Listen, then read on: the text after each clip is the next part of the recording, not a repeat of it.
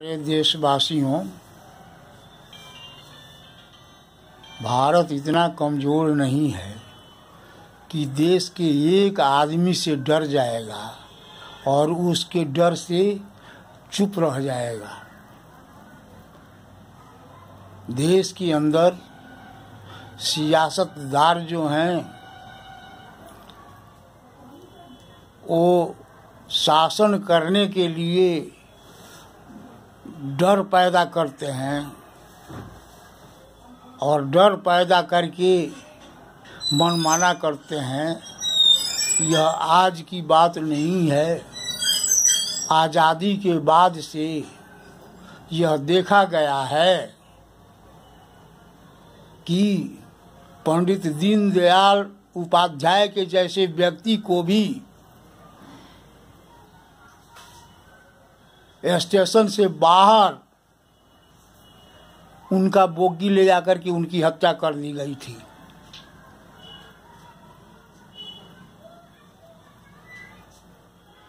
पच्चीस मार्च 2012 को हमने जंतर मंतर पर जो एक दिवसीय अनशन किया था, उस समय 42 भ्रष्टाचार के खिलाफ लड़ने वाले समाज सेवी से लेकर के पदाधिकारियों तक की माफियों द्वारा हत्या की गई थी और उसके लिए हमने व्हिसिल ब्लोअर एक्ट पारित करने के लिए मांग की थी। लेकिन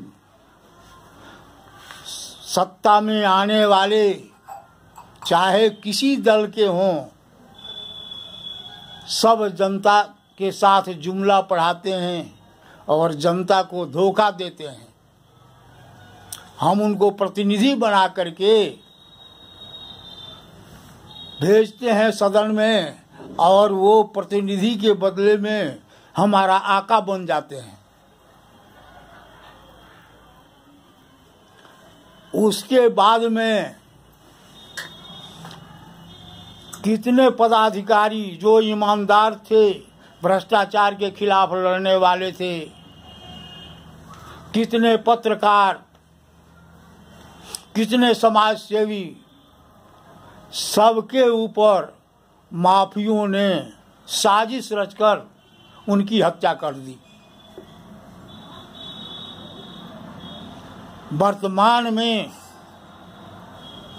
एक मामला अभी उभर करके आया है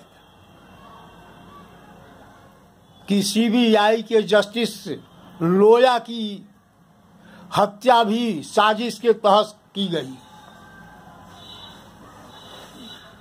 और उस हत्या में यह कहा जा रहा है कि एक बड़े सियासतदार का हाथ था।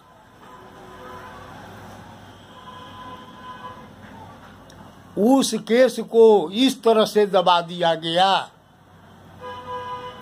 कि वह हत्या नहीं, मृत्यु थी, जबकि असलियत यह है कि उनकी हत्या के बाद 3 वर्षों तक केस दबाया जाता रहा है और सभी साक्ष्य मिटाने की कोशिश की गई, लेकिन उनके रिश्तेदारों द्वारा, उनके शुभचिंतकों द्वारा यह शंका व्यक्त की गई और प्रश्न उठाए गए कि जब उनकी हत्या हुई तो बिना अपने रिश्तेदारों की अनुमति के पोस्टमार्टम कैसे कर दिया गया। जहां पत्नी रहती थी वहां लाश नहीं भेज करके उनके गांव क्यों भेज दिया गया। इस तरह से बहुत सी बातें सामने उभर करके आई हैं और इसके लिए हमारे देश के बुद्धिजीवी लोग यह प्रश्न उठा रहे हैं, इस पर चर्चा चल रही है। हम देखते हैं कि जिस समय में उनकी मृत्यु की बात कही गई है, उस वक्त मीडिया वाले किसी ने कुछ भी नहीं उनके संबंध में शंका पैदा की कि मीडिया वाले ने किसी ने कुछ नहीं कहा और बात दबी की दबी रह गई। आज भी मैं देखता हूं और जिस तरह से रवीश कुमार जी का वक्तव्य सामने आता है, मुझे नहीं प्रतीत होता कि उनके बाद दूसरा भी कोई इस तरह का एंकर है जो लाश को उखाड़ने की कोशिश करे।